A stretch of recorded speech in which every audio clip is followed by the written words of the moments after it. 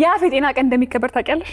አላውኩም። ዛሬ ነው እንዴ? አዎ ይከበራል። እየተከበረ እንደሚገኘው ሲግናል ደግሞ አንድ ፕሮግራም አዘጋጅቷል በስለ ጤናው። እንግዲህ አፋችንን መጠበቅ ንጽህና ለራስ ነው። ከአፍ ጋር ተያይዞ ብዙ በሽታዎች ይመጣሉ። ጤናን መጠበቅ እንደዛው ግዴታ ነው። ምህረት ምን ልታሳየን ነው ዛሬ? ሲግናል ያዘጋጀው አንድ ፕሮግራም አለ። ወደዛ እንለፍና አስተያየተን እንመለስ። ስለ ጤናው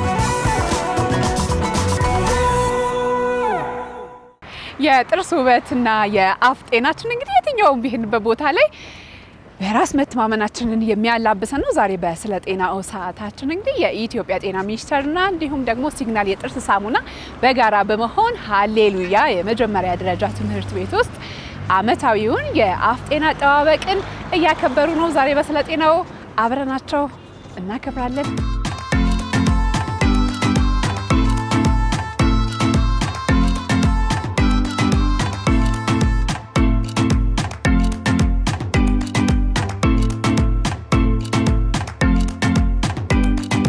ጤና ሚኒስቴር ኤግዛም ዴቨሎፕመንት አድሚኒስትሬሽን ዴስክ ሄድ ኦፕኒንግ ሪማርክ እንዲያደርጉ ዶክተር ሜሮን ያዕቆብን ወደዚህ እንጋብዛለን።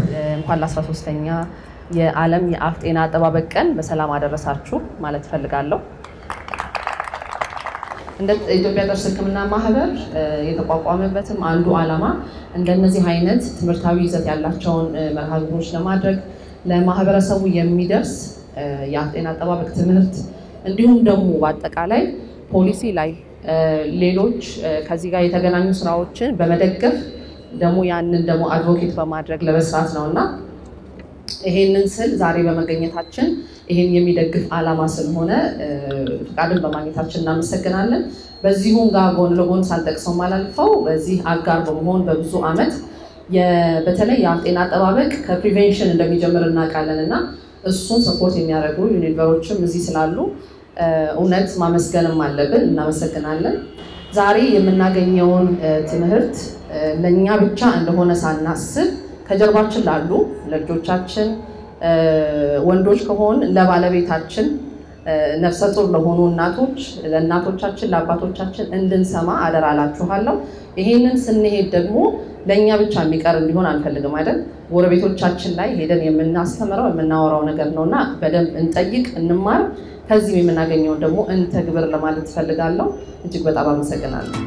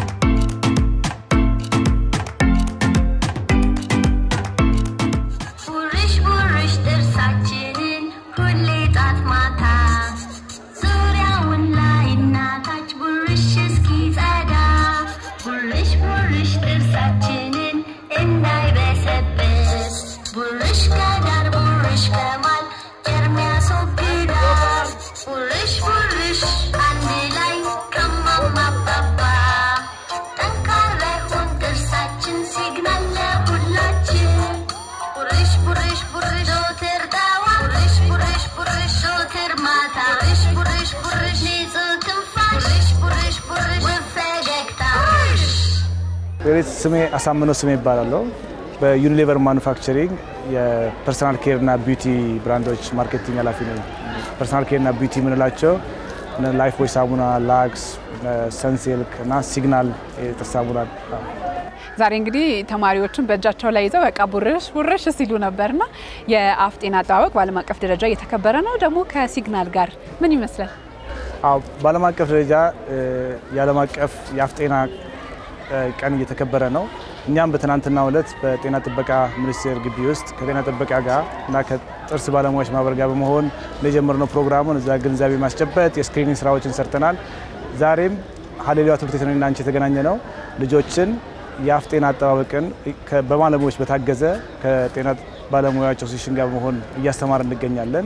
ጥርስን በሳሙናና በብሩሽ ጠዋት ማታ መብረሽ የጥርሳችንን ጤና የአፋችንን ጤና እንጠብቅ፣ ቆንጆ ጠንካራ ሙሉ የሆነ ጥርስ ፈገግታ የሚያምር ጥርስ እንዲኖረን በሚል እያስተማርን እንገኛለን። እንደ ሀገሪቱ 288 ትምህርቶች ላይ ይሄንን የግንዛቤ ማስጨበጥ ስራ እየሰራ እንገኛለን በአሁኑ ሰዓት። ደስ ይላል በጣም። ያው አንዴ ብቻ ግንዛቤውን አስጨብጦ መተው ሳይሆን በየአመቱ ቀኑ ቢከበርም በየቀኑ ሊተገበር የሚገባ ነውና ታዳጊዎች ላይ ነው እየሰራችሁ ያላችሁት? ታዳጊዎች ላይ ነው እየሰራን ያለነው። ታዳጊዎች ገና ከልጅነታቸው በተለይ በአሁኑ ጊዜ አክሰሱም የተሻለ ስለሆነ የተለያዩ ጣፋጮች፣ ከረሜላ፣ ሱካር፣ ብስኩት የተለያዩ ነገር ይጠቀማሉና ጥርሳቸውን ቤተሰብ ጠዋት ማታ በሳሙናና በጥርስ ሳሙናና በብሩሽ መቦረሽን ማስተማር አለበት። ካልሆነ ከልጅነት ጥርሳቸው እየተጎዳ ሲሄድ ሲያድጉ ዘርፈ ብዙ የሆነ ችግር ይገጥማቸዋል። የጥርስ ህመም፣ ጥርስ ማስነቀል፣ የጥርስ ህመም አይ ቲንክ ሁሉም ሰው ያውቀዋል። የጥርስ መደራረብ ከውበት ጋር የተገናኘ ከስነ ልቦና ጋር የተገናኘ ከትምህርት ቤት በመታመም የሚቀር ብዙ ነገር ስለሚገጥማቸው ያ እንዳይሆን ልጆችን ካሁኑ ስናስተምር ባህል ሲያዳብሩ ከኛ የተሻለ ከኛ ማህበረሰብ እኛ ከነበርንበት ጄኔሬሽን የተሻለ ደግሞ የጥርስና የአፍ ጤናቸውን የሚጠብቁ ማህበረሰብ ለማፍራት ነው የምንሰራው። እንግዲህ ሲግናል የጥርስ ሳሙናን ጥራቱን የጠበቀ የጥርስ ሳሙና በየቦታው በአግባቡ እንዲገኝና በተመጣጣኝ ዋጋ እንዲገኝ ከማድረግም አልፎ ሁሌም የግንዛቤ ማስጨበጥ ስራ በየትምህርት ቤቶች በተለያዩ ፖይንት ኦፍ ኮንታክት ገበያ ላይም ሊሆን ይችላል ግንዛቤ ማስጨበጥ ስራዎችን እንሰራለን። ከጤና ባለሙያዎች ጋር መተባበር ደግሞ በደንብ እናስተምራለን። ደስ ይላል። የልጆቹ ጨዋታ በጣም ያጓጓል። በዛው የሚማሩበት ነውና ወደዛ እንሂድ። አመሰግናለሁ። እስቲ ደስተኛ የሆነ በጣም ድምጻቸው አይሰማም። ደስተኛ የሆነ አሌላዎች በጣም ደስተኛ ናቸው። እኛ ሲግናሎች እንኳን ደህና ጠበቃችሁን እንኳን ደህና መጣችሁ አትሉንም እንዴ? እናመሰግናለን።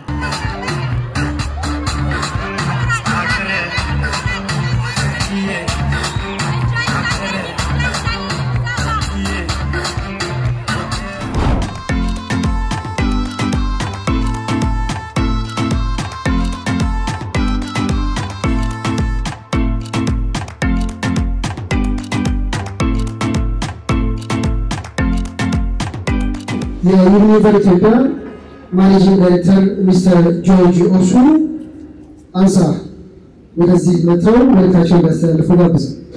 I want to thank you more for hosting us here today. And it is a rainy day, but we are here to do something that is very important for humanity. Thanks on behalf of Unilever and myself for taking time to join us here and hosting us. This is a very noble day, and it's noble because, as celebrated every year, World Oral Day gives us a chance to refocus on oral care as a very important pillar in the health and well-being of people, all of us. And every year, this day gives us the opportunity to reflect on oral health as a pillar. If you measure any metric for oral care in Ethiopia, it will suggest to you that there's still a lot more we have to do, much more. The penetration numbers are very low. We anecdotally think it could be as low as about 17-20% penetration. And then when you look at the use of oral care products, access to oral care as would be provided by dentists, etc., it is very low when you compare it to most parts of the world. So in as much as through the collaborations we have done a lot, this day reminds us that there's still a lot more we have to do to bring care to our people. For us as Unilever, we are unrelenting in our commitment to partner with the Ministry of Health, to partner with the Ethiopia Dental Professionals Association to continue this journey and make sure that with the support of our brand signal, we provide the resources and all the necessary support to get to every nook and cranny in Ethiopia, providing awareness, providing knowledge, working with the Dental Association to give people access to dental care with dentists, and also making our products, dental products accessible for use by all our people. I once again confirm our commitment to this journey with the ministry and with the Ethiopia Dental Professional Association.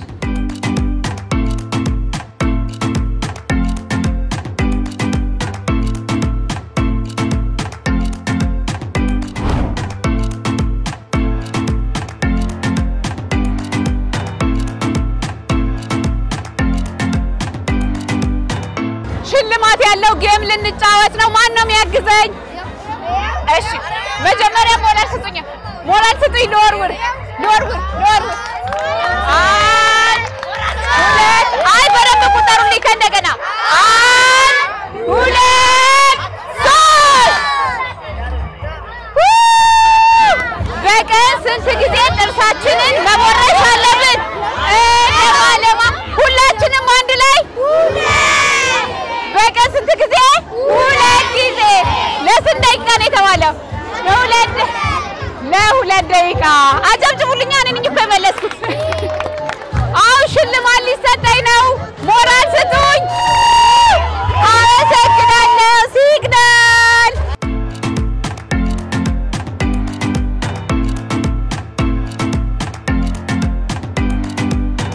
ሞቶሎሚ እንግዲህ ጥርስ እንዴት እንደሚቦረሽ ያሳየናል። ከዛ በኋላ በደንብ የቦረሽ ሰው ምን ይሆናል? ይሸለማል። አትሉም እንዴ? ይሸለማል በሉ። ይሸለማል። አሁን እንዴት እንደምንቦረሽ ያሳየናል። እኔና እሱ ልጆች ተዘጋጅታችኋል ለመማር? አዎ። እሺ አሁን ስታይ ጥርስ ስንት ጎን አለው ወይም ስንት ሰርፌስ አለው? እስኪ ቁጠር።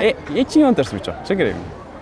1 2 3 4 ትክክል። 5 ነው የቆጠርሽው ጥርሶቹን የምናክስበትን አንዱን ጎን ብቻ ነበረ።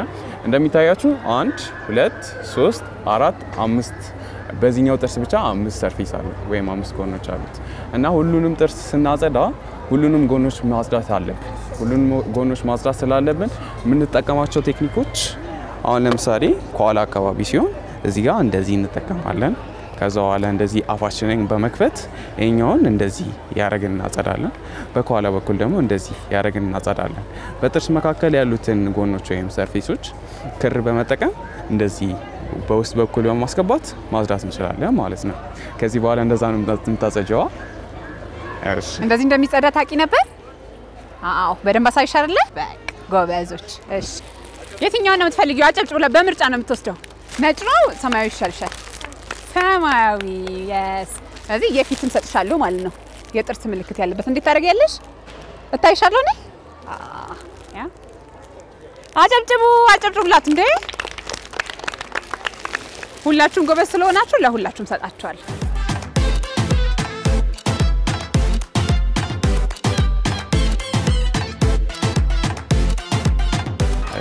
ስሜ ሞቶሎሚ ፈለቀ ይባላል። የዴንታል ሜዲካል ስኩል የጥቁር አንበሳ ነው የምማረው። ሆስፒታላችን የካቲት ነው ያለው። ከዛም ባለፈ ኤድሳ ውስጥ የኢትዮጵያን ዴንታል ስቱደንት አሶሲዬሽን ውስጥ ሳይንቲፊክ ኦፊሰር ነው። ተማሪዎቹ ስታስተምር በደንብ ትኩር ብለው እያዩ ነበርና በእንደዚህ አይነት መልኩ ሳምፕሉን ይዞ መጥቶ ጥርስ የሚታጠበው የሚቦረሻው እንደዚህ ነው የሚለውን ነገር ስታሳያቸው ነበርና ዛሬ ላይ የአፍ ጤና አጠባበቅ ቀን እየተከበረ ነው። በተማሪዎች ላይ መስራት ምን ይመስላል? ያው በተማሪዎች ላይ ያው ግንዛቤ ማስጨበጥ ነው ያለብን። ከስር መሰረት አንድ ነገር ያስጨብጥን እስከመጣም ድረስ ስናድግ ያው ችግር አይሆንብንም። አላ ልማድ ነው የሚሆንብን እና ለምን እያደረግን እንደሆነ አንድ ነገር እስካወቅን ድረስ ጥቅሙን እያወቅን ነው የምንሄደውና ልጆቹም ስለሆኑ በቃል እንደዚህ አድርጉ ብሎ ከማስተማር ይልቅ በእንደዚህ አይነት መልኩ ተቀብሎ ማስተብ ስታስተምር እያየሁ ነበር። እኔም ጥርሴ እንደዚህ ነው መቦረሽ ያለብኝ ብዬ በደንብ ሳይ ነበር። እንዲህ ነው የሚከፈተው። እዚህ እንደዚህ እንቦርሻለን።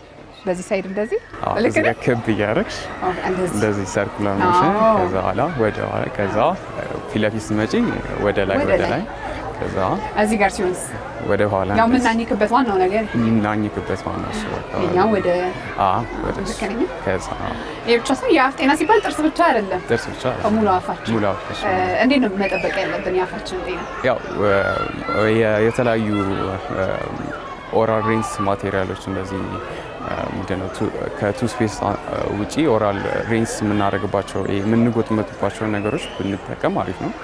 ግን ከዛ ባሻገር ጥርሳችን ኪፕ አፕ ካደረግን ድረስ ክሊኒክ ሄደን ቼክ አፕ እስከተደረገን ድረስ በአመት አንዴ ወይ ሁለቴ ሄደን አትሊስት ቼክ ብንደረግ አሪፍ የሆነ ስታተስ ይኖረናል። አመሰግናለሁ።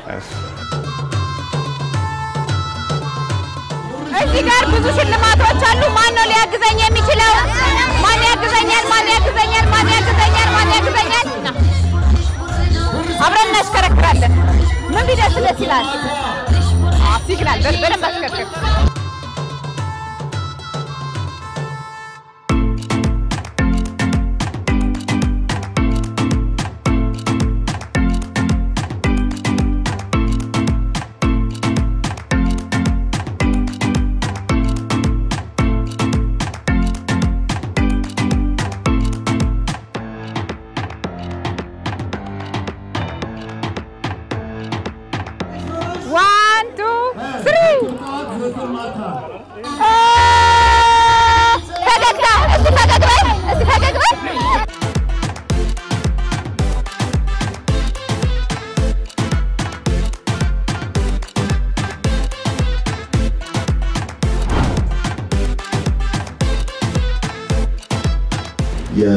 ጤና አጠባበቅ ብዙ ስራ ያልሰራንበት ገና በጅምር ያለ በዓለም አቀፍም ደረጃ እጅግ ትኩረት የሚያስፈልገው ተብሎ በዓለም ጤና ድርጅት የተቀመጠ የጤና አገልግሎት ነው። ዛሬ ለ13ኛ ጊዜ የሚከበረው በዓለም አቀፍ ደረጃ የአፍ ጤና አጠባበቅ በሀገራችንም ደግሞ ቀኑን እንዲሁ አስበን መዋል ብቻም ሳይሆን ሰራተኞቻችንን በዚህ ጉዳይ ላይ ትምህርት መስጠት ከትምህርትም አልፎ ደግሞ የተለያዩ ሕክምናዎችን ሊያገኙ የሚችሉበትን አጋጣሚ መፍጠር ብለን ነው ይሄ ፕሮግራም የተዘጋጀው። ከዚህ ጋር ተያይዞ የአፍ ጤና መጠበቅ ለአጠቃላይ ጤናችን እጅግ አስፈላጊ ነው። የሰውነታችን በር አፋችን ነው። ስለዚህ በአፋችን አካባቢ ያሉትን ሌሎችንም አካላቶቻችን ጤንነት መጠበቅ ወሳኝ ነው። በተለይ ደግሞ የጥርስ ጤንነት መጠበቅ ለብዙ ነገር ጠቃሚ እንደሆነ ይታወቃል። በተለይ ደግሞ ለሕፃናቶች በተለየ መንገድ ይሄ መታየት መቻል አለበት። ከዚህም አልፎ ደግሞ የተለያዩ ኢንፌክሽኖችና ካንሰርንም ጭምር በአፋችን ውስጥ እንዲያ ችግሮች ሊያጋጥሙ ይችላሉ። እነዚህንም መከላከል ችግሮችን ከተከሰቱ ደግሞ ሕክምና መስጠት አስፈላጊ ነው የሚሆነው። ስለዚህ በአጠቃላይ የአፋችንን ጤንነት የምንጠብቅበት በርካታ የመከላከያ ዘዴዎች አሉ። ጥርስን በአግባቡ በንጽህና መቦረሽ እና መያዝ ሁልጊዜም በተለያዩ ሚዲያዎቻችን የምንገልጸው ትንሽ ስራ ቢሆንም ግን በጣም ትልቅ ውጤት የሚያስገኝ ነው። የትኛውም ችግር ከተከሰተ የጥርስ ላይ ብቻም አይደለም፣ ሌሎችም በአፍ ውስጥ ያሉት የትኛውም ችግር ከተከሰተ በጊዜው ሕክምና ማግኘት በጣም አስፈላጊ ነው የሚሆነው። እንደምታውቁት በሀገራችን የጥርስን ብቻ ስንወስድ ብዙ ጊዜ የጥርስ መቦርቦርና ችግር ካጋጠመ በኋላ መጨረሻ ላይ ጥርስ ለመነቀል ነው ሰው ወደ ጤና ተቋም የሚሄደው። ለዛ መሆን አይገባም። መከላከል ይቻላል፣ ጥሩ ሕክምና መስጠት ይቻላል። ስለዚህ ሕክምናን በጊዜ መውሰድ ልማድ ልናደርገው ይገባል የሚለውን መልእክት ነው ማስተላለፍ የምፈልገው። ክቡር ዶክተር ደረጀ ዱጉማ እጅግ በጣም እናመሰግናለን።